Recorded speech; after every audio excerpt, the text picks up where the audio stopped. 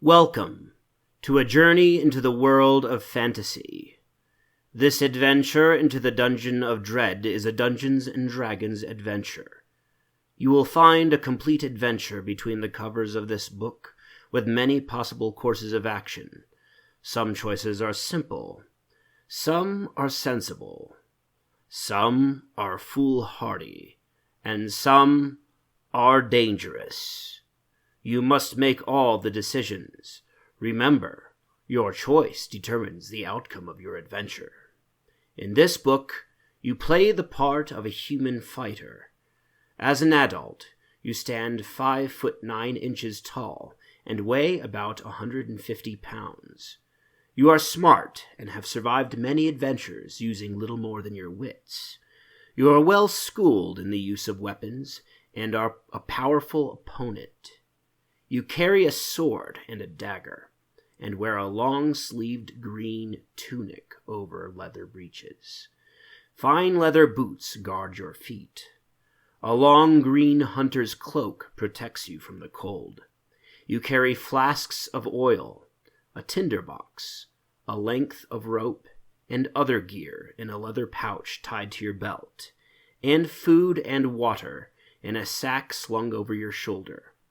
Good luck, and good adventuring.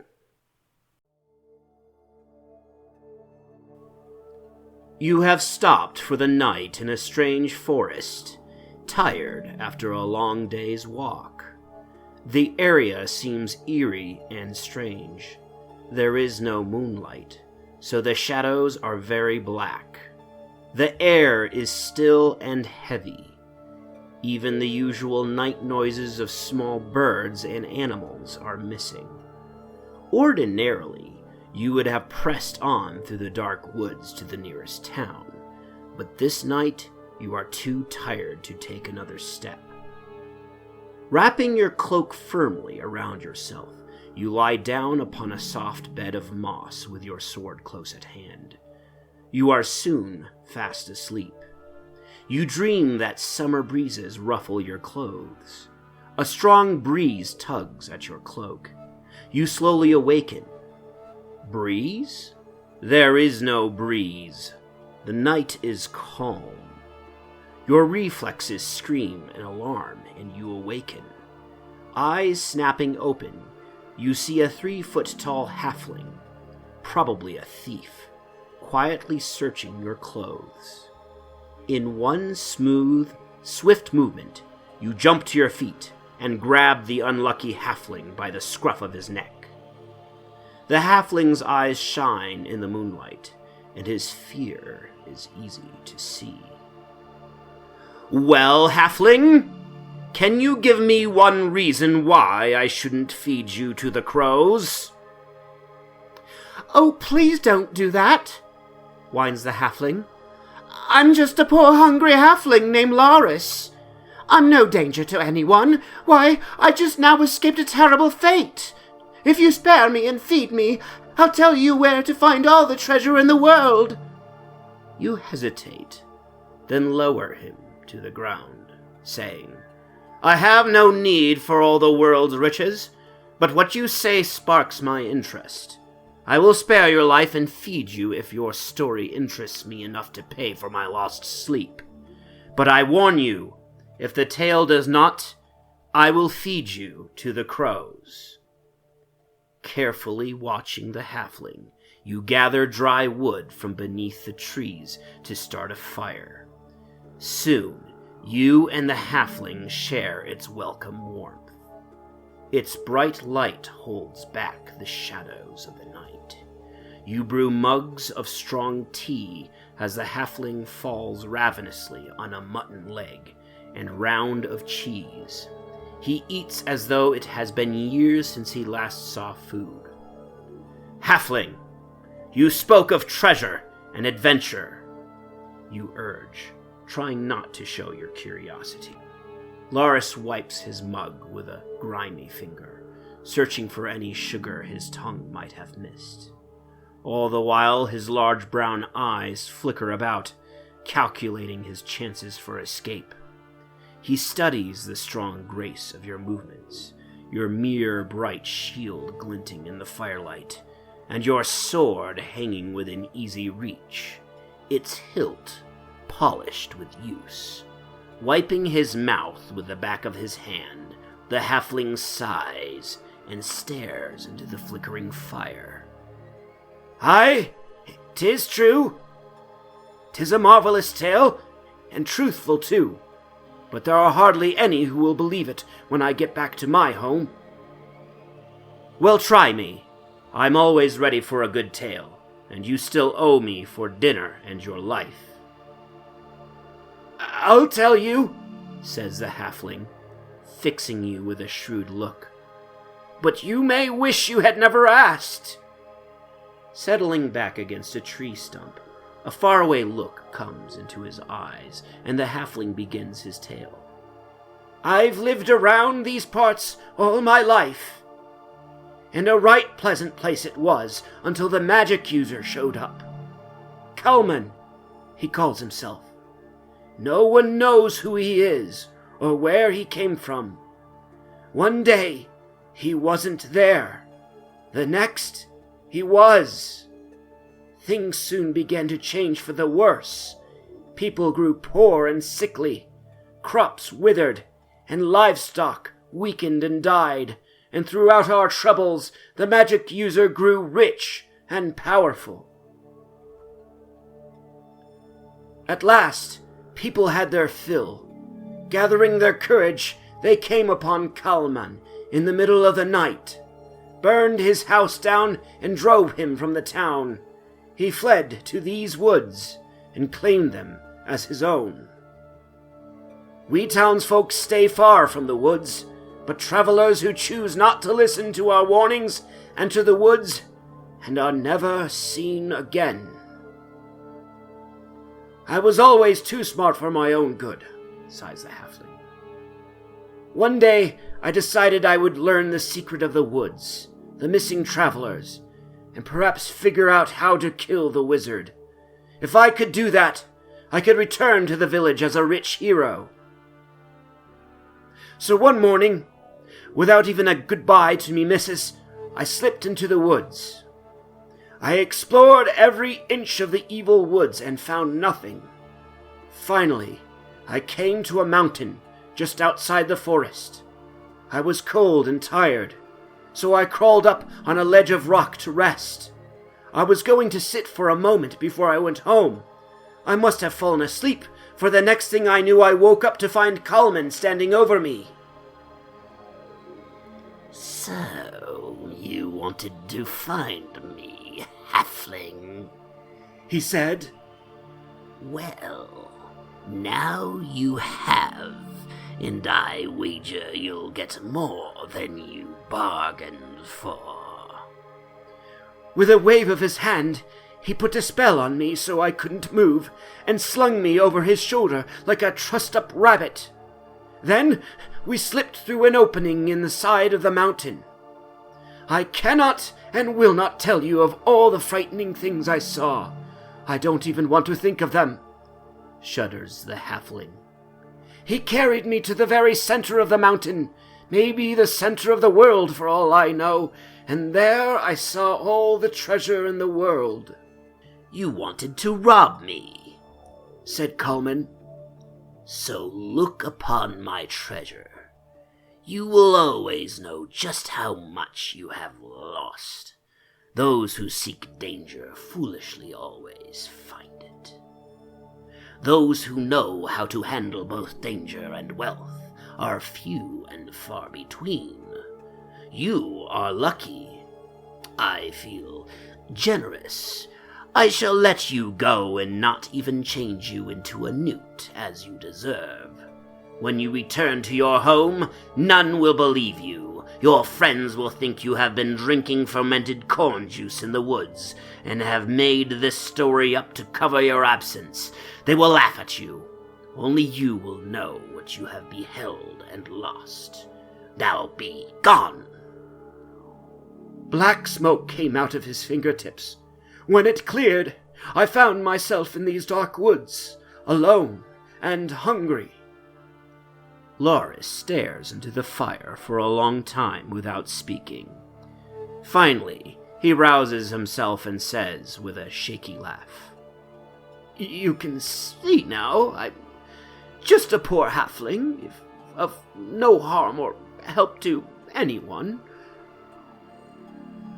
You feel sorry for the forlorn little fellow, and are curious about both the evil wizard and his fabulous treasure. Strangely enough, you do believe the tale. Even though the little man is clad in a grimy patched cloak, and has one toe peeking through his tattered leather boots, his eyes hold a stubborn look that says, "I'm not a quitter." Life has used the halfling hard, yet he has courage. If he were given encouragement and a fair chance, he might prove a worthy companion. "Loris," you say gently, "could you find that opening in the mountain again?" The halfling stares at you for a moment before he answers. "Surely I could, but it would mean your death. Kalman would not allow you to survive as he did me. I was a moment's amusement, but you would be a serious threat. Anyway, the monsters would get you first. They're scary. I don't remember them clearly, but I remember enough to give me nightmares for the rest of my life. You're crazy to even think about going in there. You couldn't get me to go back in there for 1,000,000 zillion gold pieces." You fold your arms and stare at the halfling, tapping your fingers against your shoulder. Loris shakes his head and says, "I see nothing I say will persuade you. As the wizard said, those who search for danger will find it. Who can tell? You might even succeed where I failed. I will take you to the rock. At least, it will prove I spoke the truth." Gathering your few possessions, you quickly break camp and follow the halfling into the dark woods. The night is dark. Without the halfling's knowledge of the way, you would be hopelessly lost. Trees loom out of the darkness, brambles clutch at your legs, and sharp stones cut into the soles of your boots. At last, the mountain rises before you, silhouetted against the night. The halfling searches about for a while, then cries, "Aha! Here it is!" A large dark crack looms in the mountain before you.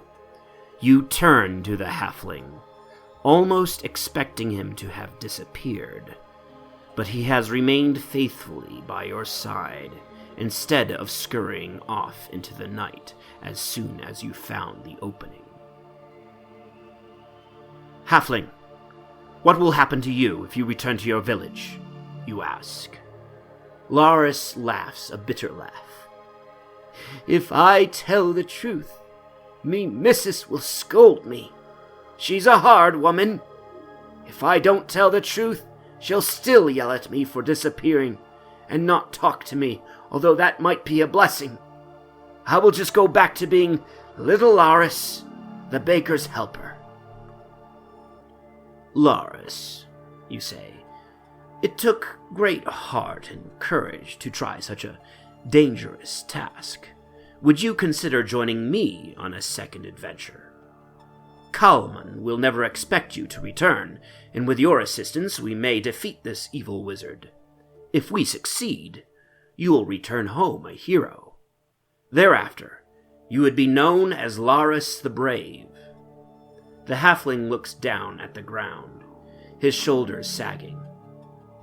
"I couldn't do it," he whispers. "I'm not a fighter. Pick somebody who won't let you down."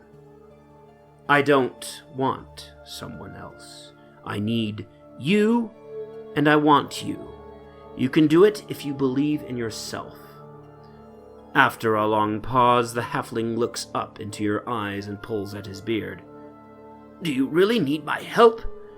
Do you really think I could do it? I'll be honest. I'm scared. Much of what I saw seems like a nightmare to me, all scary and creepy and blurry. But I would like to be Loris the Brave." A real adventure, he muses. One that might actually succeed. You're strong and handy with your weapons. I bet you're tricky, too. More of a challenge for that wizard than I was. But I've been there. Maybe I could help. Maybe I could do it. What do I have to lose? Me missus scolds me and others laugh at my size. There is not much to lose, and lots to gain. His voice fades as he thinks to himself. Finally he shouts, "Yes, I'll do it. I'm your man if you want me." "Can you handle a weapon?" you ask. "I've had little call to use one as a baker's helper, but I know the basics every child learns," replies the halfling. "I'm loyal and very strong." "Well spoken, Loris. I have met giants who bore the hearts of mice. People should never judge a man by his size. The things that matter, truth, loyalty, courage, and honor, will never be found on a yardstick." The halfling smiles up at you, his round eyes rimmed with bright tears. "Come, come. No time for tears. Now then, I am called Karik. Clasp my hand, and let us swear our loyalty to each other and to our mission."